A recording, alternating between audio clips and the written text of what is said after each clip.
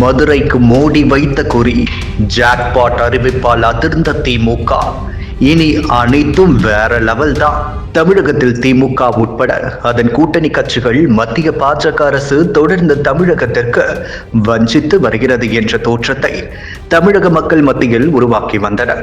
ஆனால் அந்த பொய் பிரச்சாரங்கள் பாராளுமன்றத்தில், மக்களவை மற்றும் மாநிலங்களவையில் நடக்கும் விவாதங்களின் போது மத்திய அமைச்சர்கள் மற்றும் பாஜக எம்பிக்கள் தமிழகத்திற்கு மத்திய அரசு செய்த பட்டியலிட்டு தரும் விளக்க உரைகள் திமுக மற்றும் அதன் கூட்டணி கட்சிகள் பரப்பி வரும் பொய் உரைகளை முழுவதுமாக தோலுரித்து வருகிறது. அந்த வரிசையில் காங்கிரஸ் எம்பி மாணிக்கம் தாக்கூர் மக்களவையில் மத்திய அரசை நோக்கி மதுரையிலிருந்து சென்னைக்கு பயணிக்கும் விமானங்களின் எண்ணிக்கை 4 குறைக்கப்பட்டுள்ளது. முன்பு 8 அது இருந்தது. இதேபோல் மதுரையிலிருந்து பெங்களூருக்கான விமான சேவையும் குறைக்கப்பட்டு உள்ளது.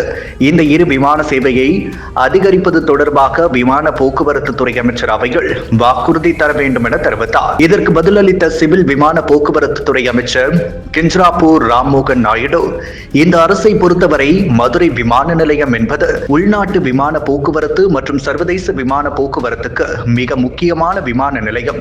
எனவே அதை மேம்படுத்தும் வழக்கில் நாங்கள் எங்கள் பணிகளை தொடருவோம்.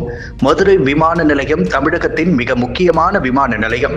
எனவே அதை பரிசீலித்து மதுரை விமான நிலையத்தின் மேம்பாட்டுக்காக அரசு, குறிப்பாக விமான போக்குவரத்து துறை பல்வேறு நடவடிக்கைகளை மேற்கொண்டு வருகிறது. 24 மணி நேரமும் மதுரை விமான நிலையம் இயங்க வேண்டும் என்ற கோரிக்கையை ஏற்று தற்போது விமான சேவைகளின் எண்ணிக்கை அதிகரிக்கப்பட்டு வருகிறது. உள்நாட்டு விமானங்கள் மட்டுமின்றி சர்வதேச விமான சேவைகளும் மதுரை விமான நிலையத்தில் அதிகரிக்கப்பட்டுள்ளது. கோரிக்கைகள் மீது நேர்மறையான நடவடிக்கைகள் மேற்கொள்ளப்பட்டுள்ளது. சர்வதேச விமான நிலையத்துக்கான அங்கீகாரம் மதுரை விமான நிலையத்துக்கு வழங்க வேண்டும் என்ற கோரிக்கையும் தீவிர பரிசீலனையில் உள்ளது.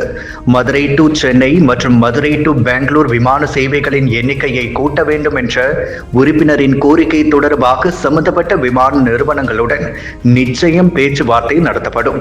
அந்த நிறுவனங்களின் திறனுக்கு உட்பட்டு நிச்சயம் அது அமல்படுத்தப்படும் என்று பதில் தந்தார்.